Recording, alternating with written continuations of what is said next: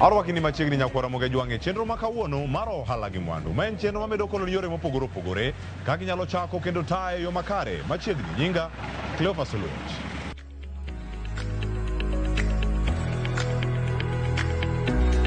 Nyakwara moge jwang menyo mag ohala kawuono chopo e kaunti ma Migori e boma Masori tayo nyaka dho wath mano Masori ka wawinjo sigand Fenya Wuor osebedo ka tayo wechegi mago mag lupo e konde mopogore opogore tayo e boma Masori kae kama bende wayudo thuolo mar go mbaka kode. Okonowa ni nengo mag loso yie achiel gin mage. Kawuono en gi yiedhi mohewo abich mabende timo go ohala mana e dho wath Masori ka. Koluwo omena kendo kokelogi e dho wath kendo terogi e bombe mopogore opogore moting'o kaunti ma Nairobi kar kae kama oting'o city market e kind kuonde mamoko mabende ouse omena mabende biro kaluwore kod tich mare mar Kilua kata mag loso yiedhi e kaunti ma Migori e boma Masori. Nochake yo machal nade to nyaka sani otayo yo mane? Wawinjane sigande kaka nochake chenro ni mar ohala gi mwandu. Iluonga ni Fenya Wuor, anyanya kach, masangorota, achika dem. Aloko ohand omena. Ohand omena ni en gi challenges kendo en gi berbe. Mokwongo, kiloko ohand omena kiloso yie iloso gi pesa mang'eny. Bau mokwongo wagolo Uganda, to bau kwagolo Uganda bau achiel en siling 10,000. Koro mondo walos yie no bedo siling 112. To omena wapango gi siling 25,000 mondo yie no dhi nam, to koduogo maonge omena mano wabedo gi lal. To ng'enyne seche moko ka oduogo maber to wabedo gi yuto. Koro sama koth chwe ema koro wabedo gi lal ahinya nikech koth go omena to omena dok nyaka e pi. To komena osedok e pi to kan wang'iewe yie 12,000 to koro waduogo use 6,000 manyiso ni walal nus pesa. To ka chieng' rieny to wadhi maber kendo seche moko wause nyaka traf 3,000 to traf no en traf moro matin. Sani ohala ni asetime kuom higni 7. Nachake higa mar 2015 nyaka sani. To ohala ni nang'iewo yie kapod natin mamawa manomeda pesa. To asedhi ma atemo, seche moko en lal, seche moko en yuto, ma seche moko ndalo kata 5 kapok iyudo ohala en lal lilo. Koro okoyot, otek matin. Koro achiewo sa 12 kabiro e tich nikech achalo ng'ama ondikore kende. To ohala ayudo mok an jarit pesa mar dwe. Koro ing'eni okonya nikech sama wayuto to anda donjo per day. Ok odonji ni pod arito tok dwe koka aso pesa na. En ohanda madonjo per day sama ohala yudore, to sama onge be onge. Koro en gima mora ni en tich machiewo oda gokinyi achoma dho nam tang'iyo gima iye obiro go. Seche moko anya yudo ka iye opong' gomena.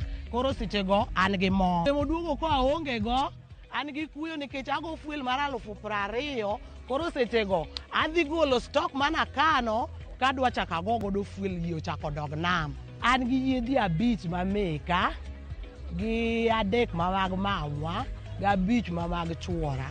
Koro meka 5 gi mondo dhi nam gi expense mar 100,000 nikech fuel lita ka tank yie ka yie dhi gi 20 liters ma wawach ni 20,000 tie yie ka yie.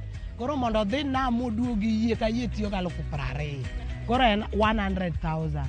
To i 100,000 ni onyalo dhi ma seche moko yiedhi 2 kende moduogo bath pesa modong' owang' tiende ni onge gimoduogo, duogo nono. Ohala ni ka dwa advice ng'ato otek matin koking'iye. Inyalo neno ni ng'ane oyudo omena ambe koro aketi yie adhiyo to onyalo bagi at long last usi yie ino. Koro kadwa advice ng'ama ok ni machiegni alwora mar Lake Victoria ni olos yie okete pi. Onyalo yudo kasara mabor. Korka uso ka wan gi joma kawo matin madhigo machiegni to gi kaka an maga ako Nairobi, ako Kisii, ako Mombasa. Sama kopo Nairobi, akopo Kisii, akopo Mombasa, bet at least an gi pogruok moingo ng'ama uso kae.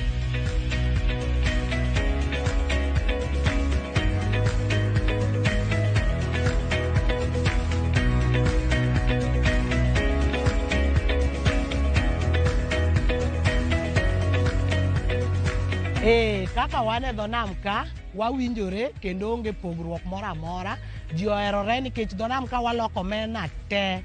Koro ohala ber nikech wawuoyo gi jowadwa ma wawinjore price, ma price ring achiel e beach te. Onge gimoro ni kawuono en ng'ani usi 2,000 ng'acha usi 1,500. Obeda siling 3,000 e beach te, kiny ka en 2,000 to en 2,000 e beach te. Koro winjruok nitie karwa kae. Koro mondo kisebiro e tijni mondo kik pesa ni lal kata gwenyre lwedo, ibedo kin. Nitie mon ma kata moa Nairobi go kobiro wari ka moko biro nyaka gi pesa ma fake. To seche moko kawo giri mar 80,000. To ei 80,000 no tue kata 9 moko ma fake. Koro ibedo kin, pesa ikwano kuom akini. Bas sama interact gi jonam kose anam, ibedo kin, ichoko gi, tikono gi ni in kama, in kama, in kama. To no kidhi adhiya ma ok iketo pachi to nyaka ir jonam go iwite pesa. Aso ka ng'igo kwan tiyudo ka in gi lal e golo mana pesa mani golo ir jonam go. In gi lal maduong'. Koro ohala ni, ene madang' wawach ni ene main activity mitimo ka nikech en be momiyo dukni makagi dhi mbele. Once ni omena oyudore sori ka, gi fulu, mo ing'iewe dukni gi madhi wang'o fulu, jo mena gi ng'iewo sukeche, koro dukni medore nikech omena. To yiedhi waloso sori ka nikech kwasedhi waomo bau Uganda to wayudo funde sori ka to losonwa yiedhi sori ka. Ok wanyal dhi loso yie Uganda to waduog walupogo sori ka. Waomo bau Uganda to waloso go yie sori ka to wadhi godo nam sori ka. Koro sori ka walose yiedhi, omena ni be ema miyo jodukni ma sori ka nigi medruok maduong'. Koro midhiero to wakale mang'eny. Otieno kata kaka otieno manyoro ne yamo ywak gi polo, ma yiedhi moko no oyud mana yie to ji 4 ok oyude iye nyaka kawuono wakia kata ne githo kata nokonygi. Koro sama yamo ywak wan gi shida. To samoro injin okethore ne ng'ato, onyalo gocho ne wuon yie. To onyiso wuon yie ni injin okethore na kama kama kama. Koro ka in gi yiedhi kaka an ga beach, takono yie achiel ni dhi kama kama kama, idhi yudo wadu mondo iywa ikel. Koro yie ma nyiso ni ema dhi tue to kele. Midhiero machielo, jokuoge ni nam ka mamaji injin. Nitie wakati ma kisedonjo nam, kiseketo teyni ni e pi, to nyaka yue 2 hours. Koro 2 hours ni nindo tek tero janeko. Kose ji osenindo to jakuo biro mos, to gonyo injin e pier yie to dhigo. In ka koro ibuok mondo ichak tich, tiyudo ka injin osedhi.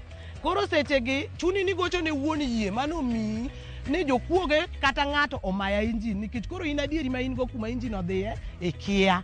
Koro kisegocho ne wuon yie ni injin okaw, yo moro amora monyalo ringo bigodo iri onge nikech waonge gi patrol boat sori ka. To waonge gi injin mar patrol boat sori ka. Tuno ni wuon yie ni ang' ne goch ka en gi yiedhi 2 ka dhi mbele, ang' no goch ne yie machielo mondo dhi okaw okelu oko. Koro wan wabiro oko ni yie machielo ema nyalo keli oko. To patrol boat to waonge go sori ka. Manyalo rescue wa sama piny tek, sa emergency. Gik madwarore mondo ibed gi yie, mokwongo ibedo gi license mar county, ichak ibedo gi license mar national. Kisebedo gi gigo, iloso yie. Koro kiseloso yie, yie ino imiyo namba gi jo county, chak imiyo namba gi jo national. Kisebedo kamano kok iloso gogo, kisetieko misetimo gimoro amora ma yie obedo set, idhi office, iripoti office, imi kar landing. Koro kose mi kar landing, to koro ibedo jakanyo no.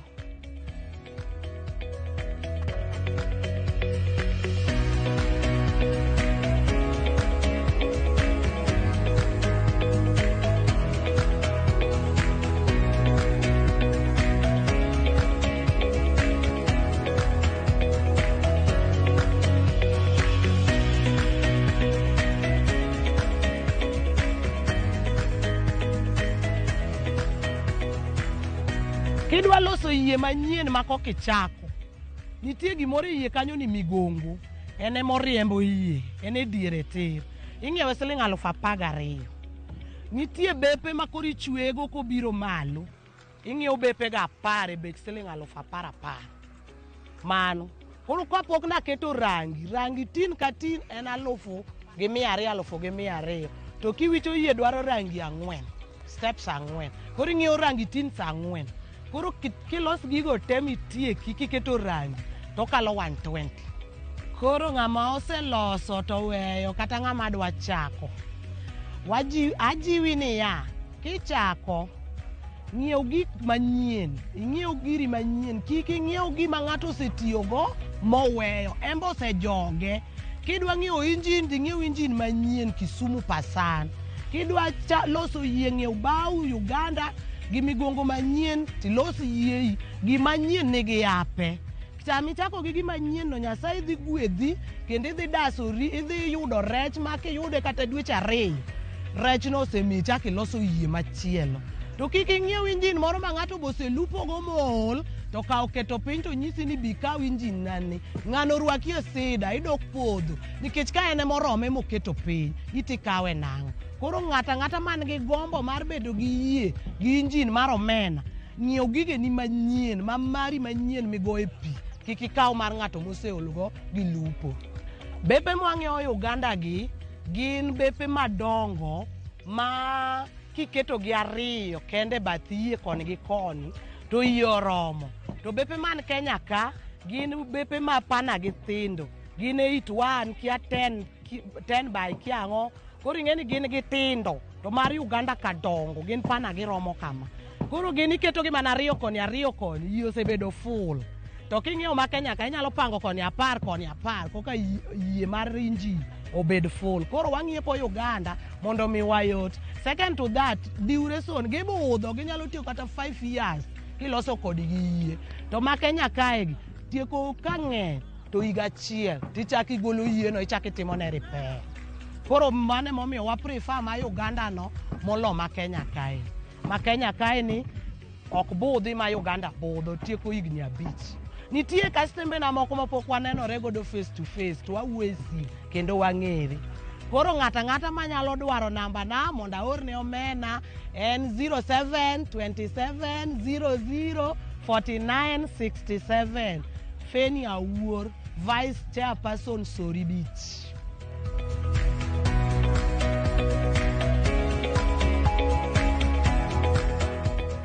Nyakora Ramogi jwang'e geno mara ni yudo kata gimachielo bende ma isomo kotenore kod ohala mitimo kod Feni Awuor e Sori Beach e kaunti ma Migori.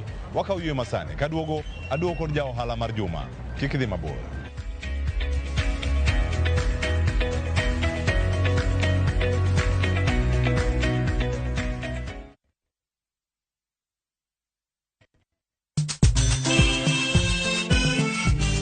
Negin sigendni lakini aningeni samini bazuma najichwadi tu nyiseche mag thum mane oda mimi nalo jambo la nisombo wakili wadwaro ng'eyo kama gik moko duto ne odhi maber kod kama ne ok odhi maber.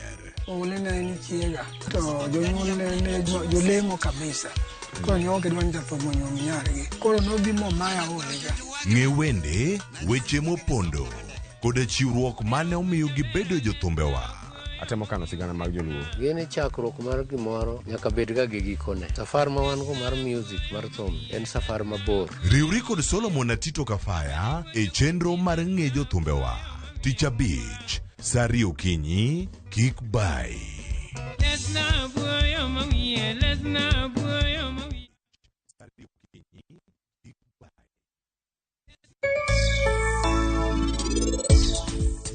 Kushi dhi chako ngima machielo. En gima longo ni en odhi chako ngima manyien. To bobedo maber ka uno dhi chung' kode kamoro achiel. To rite maber.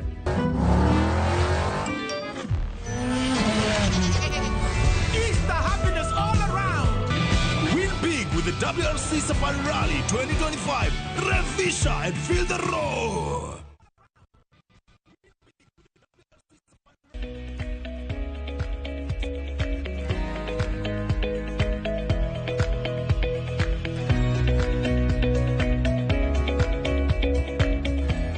Arwaki ni macheni keno nyakora Ramogi jwang'e cheno ni maro wala gi Mwandu keno en moro mara ni podi kete kar kae. Yakora moge juang kawuono Ohala gi Mwandu ja ohala mar juma ochopo e gwenge ma Kolwa e kaunti ma Kisumu kendo kae wagoyo mbaka kod Jennifer Kusome. Jennifer Kusome osetione sirkal kaka achiel kuom jogo kata jolup commissioner e kaunti ni ma Kisumu. Kawuono omiyo wasigane kaka nochako timo ohala. Tok weyo tich mare mokwongo mar japuonj modhi obedo kata jalup commissioner e kaunti ma Kisumu to nyaka nitie gwenge ma Nyakach. Kawuono en ja ohala kendo ohala motimo mar pidho gwen kaachiel koda ka uso gwen kod gige gwen mopogore opogore miye mor mar bedo ja ohala. Kawuono ne mesawa mar ja ohala wa mar juma. Wawinjane sigande.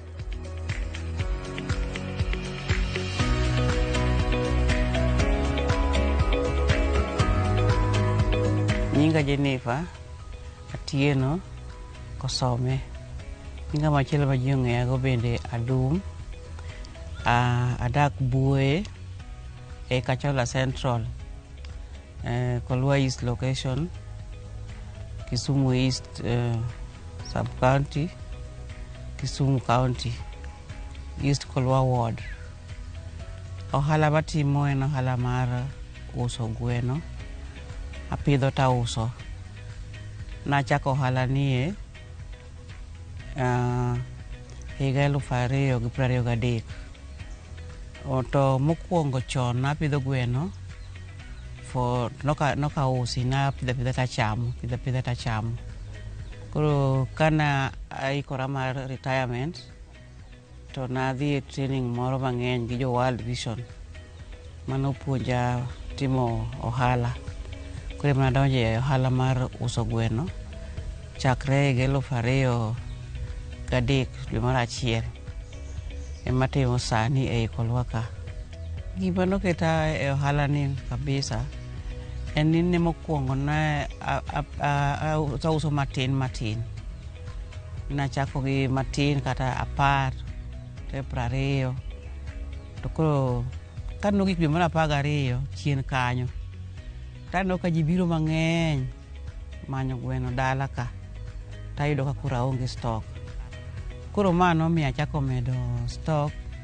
To chon en gi challenge mar gweno kuma gole. Koro namanyo kama gole gweno. Agolo gweno e Saso. Koro ka gimiya gweno tapidho. Kasepidho tauso. Koro gima nolungo dhoga en ni kogidwe mar 12 to ji manyo gweno kabisa. Taneno ka pesa ringo weya. Koro nawacho ni kare pesa ni seche moko kare ok onyal ringo weya ka ikore maber.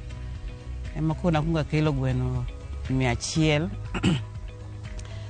Tauso piyo mamora kabisa. Koro ka kelo 100 apidho ma uso, achaka kelo 200, achaka pidho auso. Koro bang' mano achako kelo koro akelo 200 to awe gap tachaka uso kelo 200 tauso. To pod naneno kamano pod market pod oheo, pod ji biro to dwaro gweno to gweno onge. Koro na kadwa ni sama neno ka ng'ato biro gi pesa ai dala to pesa wuok kadhi. Mane manolungo dhoga momiyo koro achako medo stock. Koro sama wuoyo ni akelo chon nakelo 100 kastaga, kelo 200 kastaga, kelo 400. Sani koro akelo 500. Kendo kosekawo 1 month achaka kelo 500 kamano. My target en ni mondo aus gweno 1,000 gi wiye e higa. To en ohala maber nikech nitie jochiemo joma biro kawo akawa achiel. Nitie jok manigi welo mabiro kawo kata gweno 5. Nitie jok ma nigi function nyasi moro mabiro kawo 10, 20 kadhi mbele. Samoro the highest ma jomoko osekawo kuma kae en 100 kagiseromo uso. Gimomiyo en ohala maber, input kikido gi output tiyudo ka pod pricing itimo kendi kaluwore gi market. Input en mana chiembe to gi yath gi stima gi pi. Koro stima to an go dala ka, pi be an go dala ka, yath tang'iewo. To bende nyaka tudra gi dakteche mosomo weche mag gweno mondo aduok tho margi chien. Nikech tho margi kantiere to biro miyo ohala dok piny ka githo. Koro en gima ok itime ng'at achiel, to nitie joma nyaka bende ikele iye ka jok mathiedhogi. Alafu gimachielo en ni e uso kae bende atudra gi jo youth matindo tindo moyie timo manyona market oko. Koro ka sani an gi wuoyi moko ariyo ka oseromo taluongo gi biro, koro ka gisedhi to gidhi ng'iyo job market to giduogo. Koro amiyogi percentage matin, mano nyayudo kokonya, miyo koro gidhi piyo piyo mondo mi akel moko piyo piyo. An bano ni koro nyithindwa go endo bende yudo gimoro matin ma ginyalo nyokore.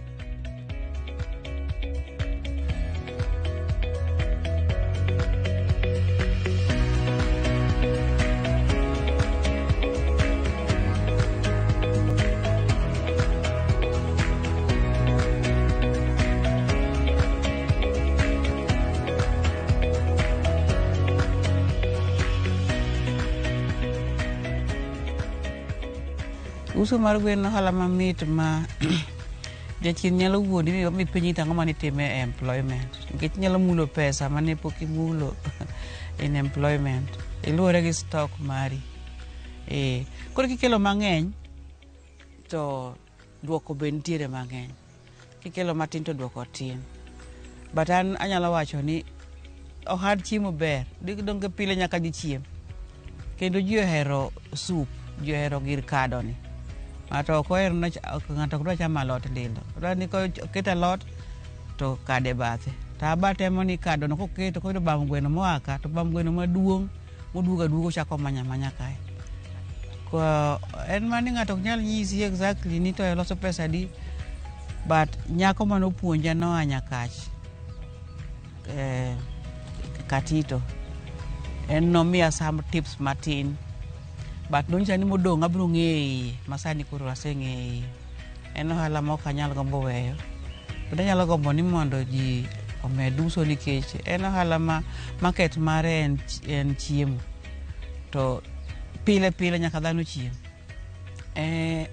An gi rekod chakre kelo gweno, pidhe nyaka chama koro adwa use. Koro sama adwa use tatimo pricing an awuon, kendo mano e advantage mare, nikech kaka idhi uso in mi-determine. Iweyi job market gohala midwa yudo. Koro ok iyud mang'eny ahinya, ok iyud mathin ahinya, tiyudo moromo sustain nyithindo moko mawacho ka, to bende biashara bende dhi mbele. To an anyalo wacho ni capital manachakogo ema dongo sani. Higa ni makoro aparo ni mondo achaka inject, achaka amedi, nikech awinjo koselungo dhoga koro sani. Market ok en tabu, nikech wan gi Kisumu ka, to e gweng' kae bende tuo mar gweno tamo ji mang'eny ok pidho gweno. To an asefwenyo the trick mar thiedho gino, koro an aonge tabu e wach mar tho gino. Ohala ni capital mare ok tek, luwore gi namba midwaro chako. Kaka an achako gi 100. Awacho na chako gi 100, to nachako go pokuongo ne en 15,000 manayude merry go round. Ata nokagole kata mana gine pesa na mapile, to e merry go round ni ema nachako gi 15,000. Gik mane gibedgo en kaka drinkers, gik ma imiyo gweno pi, kaka feeders, gik ma imiyo gweno chiemo, kaka koro nyaka ibed gi daktari mabiro ng'iyo nigi, koro nyaka ibed gi pesa mibiro ng'iyo go chiemo.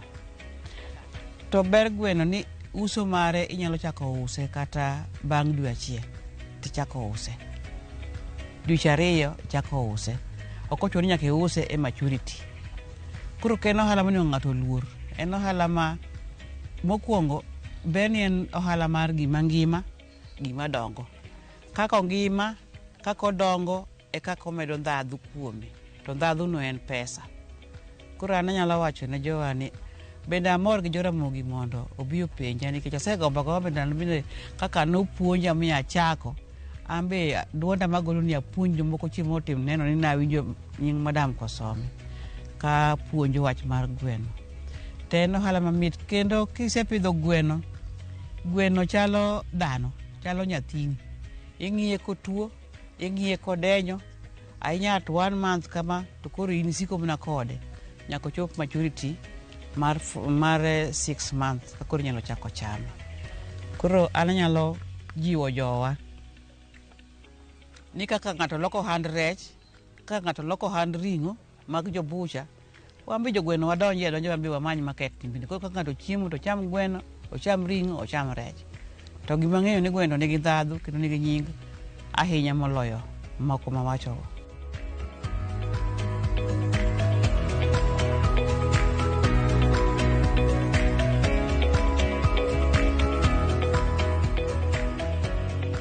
Dachak pith mar gweno chon anyisi jothurwa diko aringo mana gi prado maduong' sawa. Dikoro al maber nikech en gima mit. Adwaro ni mondo ji otem mondo chiemo miya duoko, but pidho gweno ber. Nikech gweno ok inyal yudo ohala matin ni 100 ewi gweno achiel. So kimedo quantity timedo pesa. Pidho gweno omiyo koro sani an gi ayawo ne gweno independent account mamare. Mao kadwa dhi en mana kinda gi wan mana jo ka idwa kawo pesa kanyo ta hola. Ka kelo bunch ta uso matieki matim costing te gi pricing agol all the expenses machaka gol manyalo duoko pidho go, manyalo kelo go, machaka dongi manyalo save. Aseywago ni en gima pith gweno ber. Pith gweno mit kendo ber. Wach mara mogik en ni akwayo ni mondo ji duto to moloyo nyithindwa ma odhi skul. Tich gweno kochon nyaka isom mana agriculture eka ichak pidhe. Kech an awacho ni by background ana japuonj. E tich atiyo tich mar security. Koro an dagom ni wadonji e tich mar pith to gi ohala. To ahinya ohala nikech ohala miyo pesa ok rube lweti. Onge sama nyalo bedo ni onge pesa ka in ohala. Adwa nyiso nyithiwa matindo mani oko kanyo. Mamwa ne wacho ga ni chaka. Luoro mar dragging feet e monde we. Chaki makata kichako mana ga beach.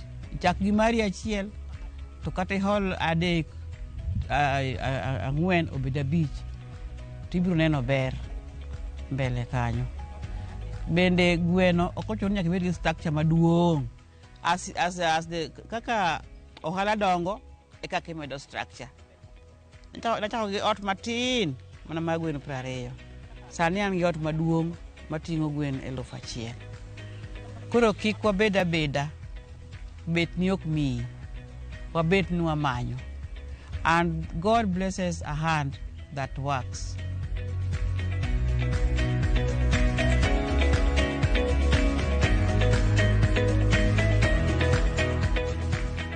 To number 907 24 241 054.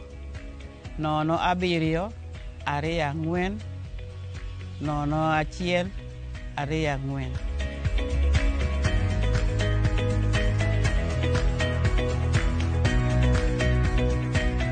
Nyakora muge jwanga goniero kamane nyakumedo koda e chenro ni mar Ohala gi Mwandu kenen mor mara ni adno chaki nyaka sen makoro chope giko mare isebedo koda turi koda kendo juma manyien ka omenyo ni oili mamoko amiriek ni kaka nyalo chako gi kendo tayo gi yo makare oriti masani nyinga Cleophas Oluoch.